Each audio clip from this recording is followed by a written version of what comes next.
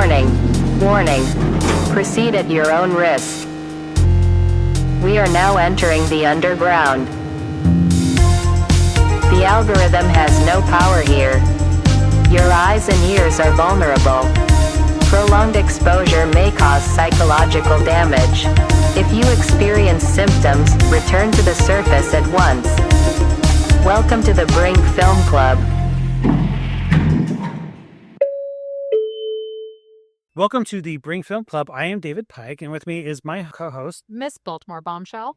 Our guest today is Jacob Miguel from Punk Rock Lottery, and we'll bring him on in just a little bit. So, did you see any interesting movies? Anything recent you want to talk about? I heard you got this awesome TV. Can you talk about this TV? So, I have long wanted a 1950s Philco Predicta. If you've never seen what they are, Google it. They're very cool. They're these old tube radios, and I'm just obsessed with them. I wanted one for years, but good luck trying to find them in working order. Where'd you find this? In like decent condition and at a price that I would be willing to pay or could pay. You know, they're several $1,000s. Wow. So I had actually a few weeks ago, I had gone down to Bisbee with my boyfriend, and we ran into one of my other friends there randomly. He was walking out of an antique shop. We were walking in.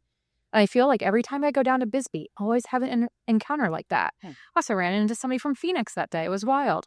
So my friend goes, hey, there's this really cool antique shop over on this street. We should go over there. My boyfriend's like, yeah, let's check it out. And I'm like, well, I can't spend any money, but like, sure, I'll go over there. And we walk in. It was actually really cool. And I'm looking at all of these neat things. And my boyfriend's like, hey, look over there. And I love him because he knows what all of my like big things are that I'm trying to hunt down. And he always finds them. So he pointed it out. So it wasn't a Philco Predicta. It was actually a Telstar Predicta. Okay. So this is really cool. This guy, his name is Dave. Back in the 90s, I guess he got a hold of all of like the leftover Philco Predicta parts, and he got them all and decided to retrofit them to modern TVs for like a new generation to enjoy. And they were these big collector items. And every single one of them was made, like he had different models, but they were all made to whoever ordered it, their specifications. So that's what this was. So it had all the, the aux cables and everything to be able to plug it up to a DVD player, Apple TV, you name it. And of course, it was a little over my budget being $0. And it was over that like 900 times. But I talked them down a little bit on the price and was like, screw it, that's what credit card debt is for. So it came home with me that day. And it was amazing. And a few weeks later, I was watching a movie, and I was having some issues with.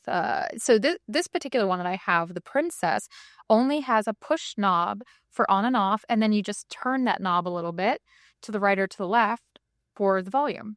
There's no channel change or anything like that. Does it have like one speaker? Yeah, it's just one speaker. It sits on top of the speaker. It's very cool. The top swivels around, and somehow I don't know how the hell I did this, but I was touching the knob, and don't touch the knob, I guess, was touching it, and it came off the channel for it to connect to the DVD player. I was like, well, okay, I'll just go find a universal remote. I'm not joking when I say I bought like 17 different universal remotes, all different kinds, all different styles from different eras, like even down to the dumbest one. I did all this research online, on Reddit, on Facebook. I joined all of these like vintage TV groups, could not find anything. So I'm now freaking out because I spent a lot of money on this. Yeah. No, it doesn't work. I can't play movies on it. And and I have rabbit ears, so I could watch stuff on there, but I was like, I want the DVDs. I want my B movies. Does it still exist, the rabbit ears? Yes. Oh, wow. Yeah. You can watch things with rabbit ears? Yeah, I get like 3 channels. Oh my God. No, I know. So crazy. I get 3 channels. Wow. So, I was complaining to my boyfriend, and he puts up with me somehow, and he managed to find the guy who actually built them. He's like, oh, this is the guy's number from back in the 90s. I was like, well, you know what? Fuck it. At this point, I'm just going to give him a call. Yeah. So I called him. He answered, and he's like, oh, yeah, I built that. And I was like, what? Are you kidding? And so we talked for a while. I sent him the serial number, and like a week later, he messages me, and he's like, oh, yeah, I know exactly who I sold that to. This is what's in it. This is what I did to it. This is how you get it to work. And he was trying to find me the specific remote he used, and we haven't been able to track one down yet. But he was so kind, and he mailed the last one that he has to me. I just plugged batteries in, turn it on, and boop, there it goes. We went right back to normal. Wow. So I'm going to send it back in a few weeks, and because he's coming down this way, so I'll get to meet up with him. But yeah. Crazy. Wow. Yeah. So how many of these TVs do you think he made? He said he made just under 2,000. Okay. And there was about 5 different models. I have the Princess. There's a couple people that I've met through some of the Predicta subs and online forums that have the Tower ones, which are very cool. Tower ones are very popular in the vintage style. And then the Debutante is also a very similar one to mine, but that one actually has a channel change button on it. The Princess does not. So the Debutante, interesting. I like his names, are I know, aren't they great? So yeah, that's what I got, and I love it. And I've been watching all my old B movies on there. The other day, or maybe like 2 weekends ago, I sat down and I watched all 3 Fly movies. But the original one. The original ones. Yep, from the 60s. So I watched, I have a set copy, like a series copy of that. So I sat down and just watched all 3 of them while doing a jigsaw puzzle. So that kind of a Polynesian, like a tropical lounge, I'll say, a tropical lounge in my house. And that's where I've got the Predicta. And so I was just sitting there having a tiki drink. And so all mono and black and white or color? Color. Yeah, because the original ones are only black and white, but the Telstar that he created are all color. So, and it's really fun. He's like, I purposely did this. I set it so that it would always have a little bit tiny more of a green tint to it, just to give it that little bit more retro feel. Yeah. And I gotta say, I love watching stuff on there. The volume, like the sound is absolutely phenomenal. I can move the TV, like, tilt it to spin it to wherever I am in the room. It's awesome. Wow. It's very awesome. She's heavy. She's teal. She's perfect. So she's a princess. We all love Bisbee. We've been to Bisbee many times. If anybody's not familiar with Bisbee, Arizona. Yeah. It's a really one of the best spots to find a lot of antiques, cool vintage stuff. Yeah. Cool things. I've gone there many times and found so many cool things. Yeah. Do you remember what particular store this was? Was this in that store that had the 3 levels, or was it the store? Oh, no. This one was Bitch and Pickens. Bitch and Pickens. Okay. Yeah. See if we can do a shout out to them. See, that's what I want to know. Definitely check them out if you were in Bisbee. Is that on Main? Or is it off? I think it's a little bit off. You know where the that old saloon is? It's like there's that Main Street, but then there's that one big lane that goes up. Yeah, the Brewery Gold Street. Yeah. So is it up from? Is it up from there? It's a little way from. Oh. Yeah, I think so. I don't remember any of the names of the streets, but Bitch and Pickens. Okay.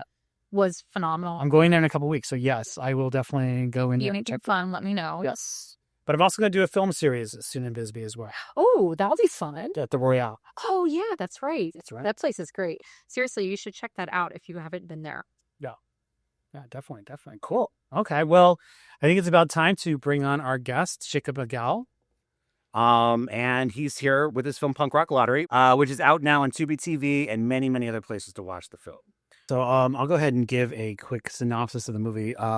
So within the process of documenting an annual DIY event, director Jacob Miguel becomes immersed in an experience by participating as a character himself. On this journey, he looks to iconic figures from Austin's past that reveal generational parallels in the punk rock ethos. The film itself embodies the spirit of the movement, and the audience watches the process along with the subjects. Welcome, Jacob. Hey, thanks for having me. I loved Punk Rock Lottery. Um, and what like, you discussed it a little bit in the film how it all came to be, but what made you really want to do a documentary about this? Um, it was one of those very weird serendipitous things. Like I had kind of got burnt out on the film industry. I really was like, when I went to school, I told myself I was going to be a filmmaker, and right now I'm just like losing my mind on other people's movies. So I said I'm going to quit. I'm going to go work in a bar because I have a friend who can get me a job, and then maybe I'll have some time to make a movie. And it just happened to be that Trey, the founder of Punk Rock Lottery, was like the head bartender at this bar. Oh, And so when he found out I was a filmmaker, he was like, "Oh, I got this thing, and like we've been doing it for years, and I'm about to turn 40, and I'm about to have a kid. Like I don't really know how much longer it's gonna happen. Will you please just come and film it?" Uh, and once I did like the initial interviews, just like to have some talking stuff over the concert or whatever, I was like, "Oh, there's way more of a story here." And, like, let's just kind of put a little more effort into it than I was originally planning, instead of just having a couple DSLR cameras during the show. It was like, let's film all the rehearsals and let's do it on VHS cameras and, just make it gritty and get into those rooms to see what it's like to be in a band because, you know, the starting a band is like the most interesting part. And so you're getting just that really interesting moment where everybody's meeting each other and learning to work with each other. And so, yeah, it just kind of happened. It all came together in a really um, easy way. Yeah. I would say it was just like I was meant to work at that bar to meet him, to find the story and then run with it. yeah, I think, so you did such a great job. The storytelling was really organic. I loved how you moved in between the chapters and giving a little bit more history about the punk rock movement in Austin and, the different types that there are too, and then allowing, um I feel like in some documentaries, I always feel like there's a lot more narration that kind of overrides the stories from the individuals that you're speaking to, and you allowed them to have that space and really explore their stories, and I love that. So I gave it 5 stars on, Letterboxd. So I have a question. So all that filming you said you filmed so much. How Mhm. much footage did you have when you were editing? Did the editing take so long because you had so Oh, much yeah. to No, go? I mean, roughly somewhere around 300 hours of footage. Wow.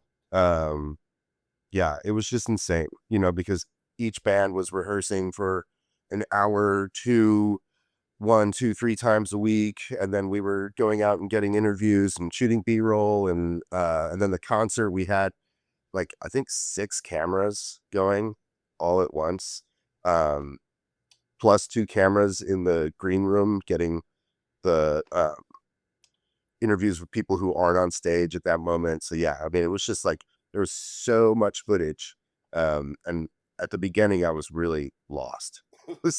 I was like, I need somebody to help me here because I can't even find it. And lucky enough, Basically, how do you get a lot of that transferred? I mean, you said you did VHS and you did a lot of other things, and it was yeah, just like, yeah, VHS, high eight. We even shot the opening credits on Super 8. Oh, And so there's one company in Austin that does like all the VHS, high eight, mini DV, that kind of stuff. He's great. He's affordable. He's quick. So I used him. Cost me maybe $2,000 all in.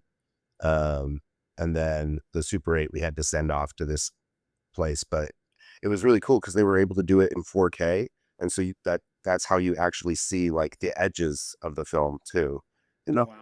Yeah. yeah, it was amazing. Was there something that inspired you to get into filmmaking or specifically to get into more documentaries? I think documentary kind of, even though it wasn't what I initially thought I wanted to do, filmmaking, and I still want to make narrative films. But in school, I took like history and theory of documentary classes, and the teacher was like one of my favorite teachers ever. And, there was like 4 different semesters of it you could take, and, got more and more intense. And, uh, I just did all 4. Like, I couldn't get enough. And so there's always been this like want to be able to find a subject that I could really express in an experimental way from all the, stuff I saw in this class. It's like, it really showed me how much documentary like comes from a like experimental foundation.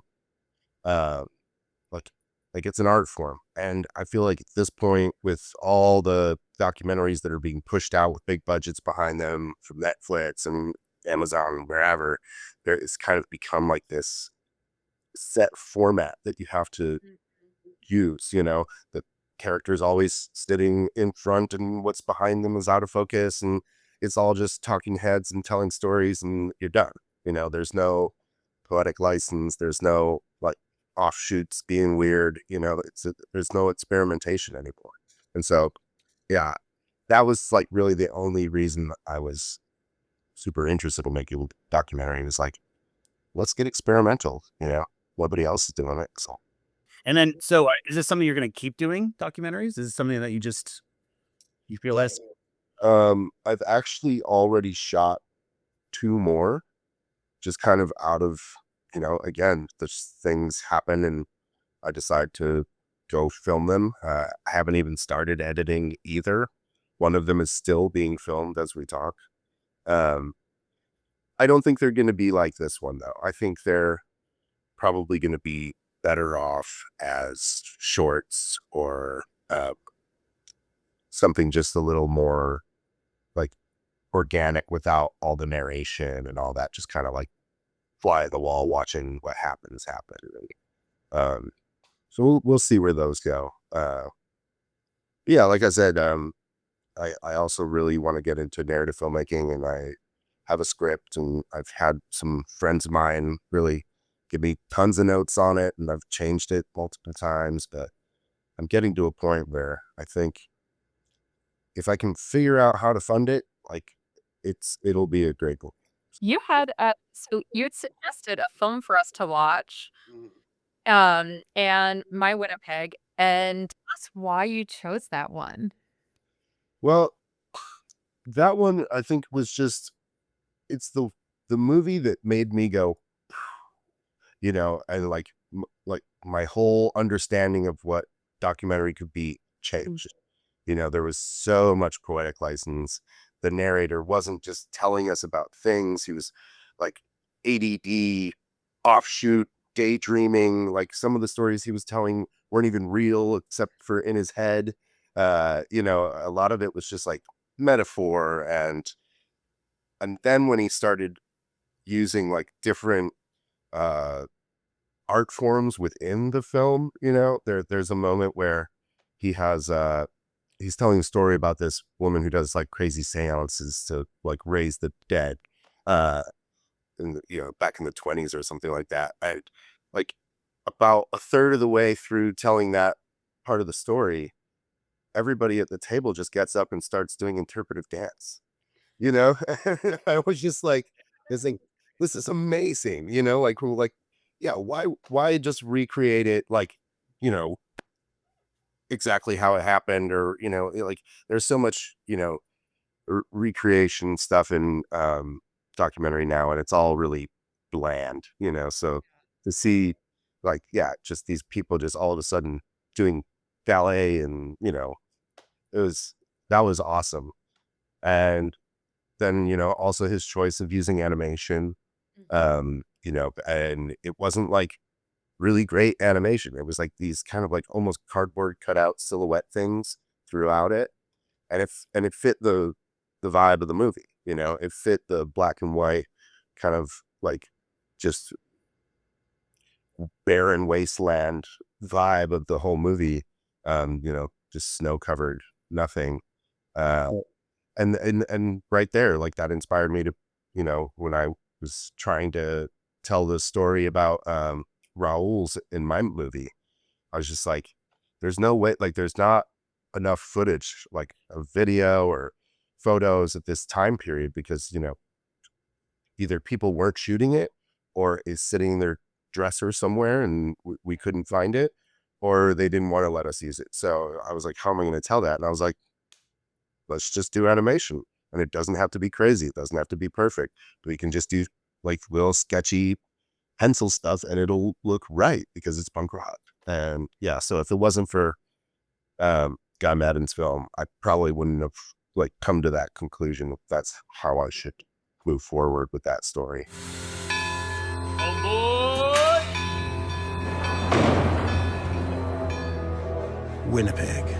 Winnipeg, snowy, sleepwalking Winnipeg. My home for my entire life.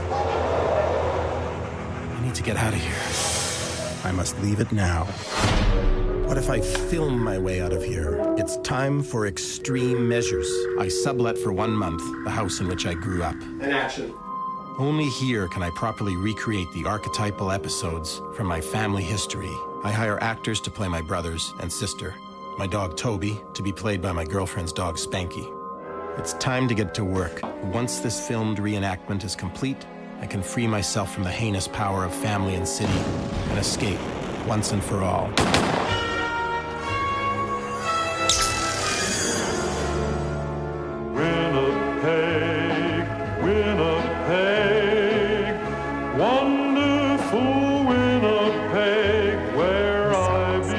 Have you seen any of his movies? Like, I know he's done a lot of shorts. One of his shorts actually played my festival years and years ago. Really? But have you dived deep into his other films at all? No, I probably should. That was just the one that I had to write like a whole paper on it, and it just like it stuck with me forever. I dove into a lot of other experimental filmmakers, and there's a lot of films that are really great and have influenced me in one way or another. But this one in particular was just like, yeah, I also grew up in a small town, and like at that time while I was taking classes and all this, I went to the college in my hometown, and I had to do a project, and I was like, I'm just going to do the same thing. I'm going to tell this weird little story about my hometown. And that really helped me kind of get into that world of like being a little more metaphorical, poetic about, something that I could just tell you a story of what happened in my town when they knocked down a building. But, there's other ways to go about it. And, that one was a little like too much of a copy of the copy. But it was great for like just learning the craft. And, yeah. Cool. And then, so you mentioned other films. Is there another filmmaker or anybody else that influences you? I would say like getting away from documentary. One of the most influential filmmakers for me is Kenneth Anger. He recently passed away at like the age of 99 or something like that, I think last year. But he never made like a feature-length film. He was always just making shorts. I don't think I've seen a single one that had any dialogue. But they were just so visually entrancing, and he worked with music, like pop culture music, in a way that nobody had really done before. Like there's an interview with Martin Scorsese that he says like, I wouldn't use music in my films if I hadn't seen Kenneth Anger movies. And there are people who say like he's essentially the godfather of the music video, because he was doing it at such a early time. I think his first movie came out at like 1945 or something like that. I think so. I think you're right. Yeah. I got a box set of it and films, and yeah, I think he was doing stuff. Yeah, long. Yeah, well, because he was in the Navy in World War II. Yeah, and he came back with all of his Navy buddies for Christmas and brought them all to his parents' house. and then just like turned on a Super 8 camera and like set their Christmas tree on fire. Like it's so insane, yeah, so there's a lot of uh his influence as far as visuals, lighting, anything that, wasn't like just uh, a natural happening that we were just capturing. Like if I was doing something where I could get a little more experimental, that's where, the lighting came from. And I think over the years, my editing style has always been to, cut with music and really focus on that. And, I'm also a musician, so it kind of comes easy to me. But yeah, like the rhythm of the music pushes the storyline a lot for me. And again, without seeing all that Kenneth Anger stuff, I might not be that focused in that way. Yeah. Plus, it's influential on the movie poster for Punk Rock Lottery. Yes. So the whole opening sequence, the opening credits, is all based on his movie Scorpio Rising. So in that movie, he wrote the name of the movie on a leather jacket, and I was just like, this is perfect, like for punk rock. Like, let's just do a little homage to it. And, and then of course that became the poster because it's so cool. It's iconic. So yeah, he's in there, I love that. Yeah, I feel like there's a hypnotic quality to his work that just sort of draws you in and you can't look away. And I felt the same thing with My Winnipeg. And I think it was like lulling me into this sense of like, I might be sleepy, but I can't look away. And I'm very calm right now. I don't know what's happening, but you're just sort of letting it wash over you. Yeah. And I feel like there's a few times in Punk Rock Lottery that the same thing was happening. It was like all the music happening and like the bands were performing and just some of the lighting and the visuals was just like that same sort of just letting it wash over me. Yeah.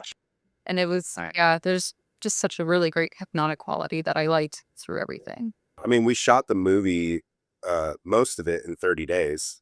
And then we went out and got a few more interviews, I like add them all up, maybe 15 more days of, shooting B-roll and interviewing other people.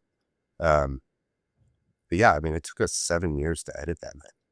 Oh, wow. Wow. How long did it take you from the idea of doing this to actually the completion of the film? Like, This was 2017. okay. So it's now 8 years, 8 years. but we've been done editing for a year, so just figuring out the distribution. And luckily we met Brink and we're working with you guys. And, yeah, super excited to get it out there, but it was a grueling process. It got to a point where the first cut that I made was like 6 hours long. Oh my God. wow. And I didn't know what to do with it. And, like Kill Your Darlings, it's like, there's too many freaking darlings. Like, I don't know what to do. And so, me and 2 other editors that I really trust, one of them is a producer on the film now because of how much work he put into it. But we decided, like, let's do it this way. Like, if I pass it off to Michael and Michael edits it down and gets, it down to 5 hours, and I watch it and I don't like really realize anything's gone, then great. But if there's something that I'm really missing, put it back in, and now let's pass it to Joe. And then Joe's going to try and cut an hour off of it. And then I'm going to watch it. And it's, doesn't work. Then we bring it back, and otherwise, it's gone. And so we passed it around, I think like 4 times, That is a good idea. I haven't heard of that. That's a great idea. So, Yeah. Yeah. I just like, I couldn't make the decisions with that much footage. There's just so much of the Austin history that didn't make it into that movie because it just wasn't that movie. It could be a different movie, but it wasn't, Austin history, 1970s through 90s. There's a lot of those and they're cool. I mean, there's a Big Boys movie that's about to come out, and the Butthole Surfers documentary just came out. So like people are making those, and I feel like the people who make those kind of, it's better if they were somewhat there. I feel like a lot of those people were in the scene at that time. And this movie is like, this is the scene when I'm alive and, working in Austin. So the history, we had to tear so much of it out, and it was really heartbreaking every time. Like there's amazing stories of Tim Kerr with Joel Biafra and Black Flag and all that, but it's just it didn't have anything to do with. Yeah. Have you ever thought about doing like a mini doc with that footage or do something with that footage? Yeah, I mean, I was thinking about using it as like extras, like if it was on a DVD, like extra footage, or throw stuff on YouTube. Yeah, YouTube, like Instagram, TV, stuff like that, where, here's a 5-minute clip of something really cool. Now go watch the movie, Yeah. But I don't know about cutting it all into its own thing, because I've already used like a very cool portion of it. And like to tell that story again would be kind of weird, So I feel like it's just leave it where it lies. All right. Yeah. Yeah. I can dig up the one story about, it's the Tim Kerr, the guitarist from the Big Boys and like 20 other bands after that. But I didn't get into that in my movie. He played with Dead Kennedys multiple times when they came through Austin. The first time it was a super DIY house party, and the second time it was in a like rug warehouse, and then like the third or fourth time they came through, all of a sudden they were asking for guarantees. And nobody had ever done that before. Yeah. And so Tim went out and made these posters that were like, come to this awesome show. It's going to be fun. We got this band, no guarantee. This band, no guarantee. This band, no guarantee. Dead Kennedys, $1,000 guarantee. Just, and posted them all over the place. And to this day, Jello doesn't know that it was him. He'll bring it up. He'd be like, you remember those posters? Yeah. And Tim has kept it silent for all these years, 30 years later, 35 years later. Oh, wow. That is so awesome. Yeah. No, we get to throw in, definitely. Yeah, I love that because, well, Black Flag was the first show I ever went to, and the second one was Dead Kennedys. Okay. Yeah. This was like so my interest, so this was really fun. Yeah. I mean, I don't think that punk would be what it is without Black Flag. He tells another story about how they were essentially the first band to go on tour, to just jump in a van and go start playing places. And they had a little black book. They would put all the houses they stayed at, all the clubs they played at, phone numbers for people. Like, when you get here, you call, Stacy, and she's going to let you crash in her basement and make you breakfast. And, this is the club you should play, or this is the house that they have house shows at. And then, every time he got to a city, he'd be like, yo, copy this, So he was handing out this, and, so there's multiple copies of this little black book of, how you DIY tour across America. Yeah, that's another story he tells. So I do have a question Yeah. that pertains back to the movie. What is punk rock to you?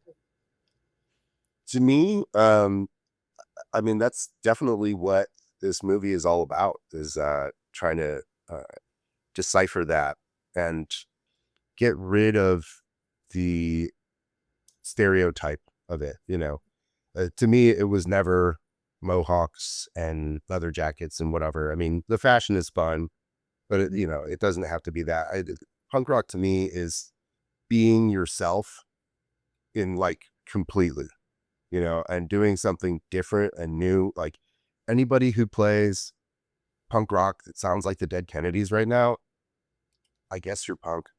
Maybe, like you dress like it, you play the same music they were playing 30, 40 years ago. But like, to me, it's like when hip hop came out, that was more punk than punk, and there's so many other genres of music and people who, like there are jazz musicians that were punk, like Miles Davis is like huge punk. So yeah, in my definition, it's, creating something new and wholly yourself, and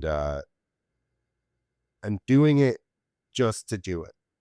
There's no reason you shouldn't do it. You can't say like, oh, well, because I didn't have money to do this, or because, I couldn't find people to work with who, jived with me. It's like, whatever, just do it. If you have an idea, like there are people out there who record entire albums by themselves, and then they just hire people to go on tour if they get popular, but they don't have to get popular, that's not the point. I love that. I have to say, like, I was a punk kid. Um, and I feel like my view of what the scene was, of what it represented, actually was changing quite a bit during watching this, because I was seeing there was a few of those people that were dropping out, because it didn't music didn't jive with, like, what they feel in their soul, or wasn't true to them, and then, yeah, it was really enlightening to see that, and I was like, "Oh, yeah, that's really what it is." It's like you yourself and your art and, like, what is your thing, Yeah. like, putting it out there to the world, so. How, as far as upcoming projects, what are you working? Anything you want to talk about? Anything coming up? Yeah, I mean, the two films that I shot, I could break them down real quickly. One of them is a story about me and my best friend driving a gravestone from Texas to Illinois to put on our friend's unmarked grave, because the way he died, his religious family didn't want to put a grave on it. And so we decided we were going to do it. We were going to film ourselves along the way, just road trip, and to kind of see what happened, talk to people, random people about, small towns and life and death. And, we got some pretty good footage. It ended up kind of becoming a little bit of like a Route 66 doc, like a mini little, like we ended up driving on Route 66 for a lot of getting up there, because I didn't want to just be on the, freeway, because that was like, would be there in 12 hours and there's no movie. Like, let's take 4 days to get there at least, so we drove on all the little back roads. Yeah, that one, my idea of what small town America is dead. So like what I expected to get, my expectations were pretty much shot. And so there's a lot of like storytelling I'm going to have to do, or more narration I'm going to have to do if I really want to make it something longer than a short. And so I feel like that's why I'm just going to let that one be a short. I'd needed a short to send to festivals and stuff. Like, I feel like there's a lot more chance of me, getting in front of people with a short than with a feature, because it's just, Yeah. it's super hard to get into some of these festivals, especially if you're making something super DIY without like, perfect cinematography and that kind of thing. And then the second movie that's being shot right now is it's just a tour documentary for a band called Tear Dungeon. They're wildly crazy guys. They're like a super group. It's like 5 guys from the biggest bands in Austin decided to form a band where they wear masks so no one knows who they are, and they spit blood on everybody, and they're it's like the style of all their other music is nothing like this. They're like, it's a death metal band. Be crazy. they're just so visually appealing when they play, and they're such, characters as people. So, again, the aesthetics of Punk Rock Lottery rolled into that. I sent them VHS cameras. We told them to film themselves on the way to the East Coast. Then just last week, I jumped in the van for 6 days and shot them myself at some shows and stuff. And then I said au revoir and let them go off on their way. And they're going to continue for I think 12 more shows filming themselves and just handing the cameras to fans and be like, film us, so we'll see. But again, I think that one's going to be really easy, whether it's a short or a feature. It's just going to be, we know what the story is. They start, they end, and everything in between. There's no, I don't have to figure out what the story is for that. That sounds so cool. Yeah. Definitely looking forward to this too. Yeah, for sure. Oh, definitely. And if anybody who wants to check out Punk Rock Lottery, it is now out. Tubi TV, everywhere else. Watch it many times as you can, over and over. Test it. Just continually hit play. You'll enjoy yourself every time you watch it. Any last thoughts, Jacob, before we go? No, we covered a lot. Just thank you guys so much. I really appreciate this. And I'm really looking forward to seeing how people react to this film. So, get the word out. It's a good film. It's fantastic. All right. No, that was a great show. Watch out and look out for Punk Rock Lottery. Check out that film. It is fantastic. You will love it. It should be everywhere, like Tubi, et cetera, et cetera. Make sure you check it out. I've said this before, but we need to really support independent local cinema, independent cinema in general. Yes. If you want to email us suggestions, ideas, thoughts, movie recommendations, hate mail, everything under the sun. Don't send the hate mail to me. Send it to David. Yes, I'll take all hate. And that email is brinkfilmclub@gmail.com. Cool. All right. Damn. Sounds good. Sounds awesome. And I guess we will see you guys next time. See you next time. Bye. Bye. Now commencing our ascent back to the surface. If you want more content, visit brink.com. If you want less content, you are happy and well adjusted. Congratulations. All art by Andrea Osoinik. Theme song by Josh Bill Humor. If you are angry, DM death threats at Brink Media on Instagram. If you are horny, also DM us. Thank you for your attention. You are free to go.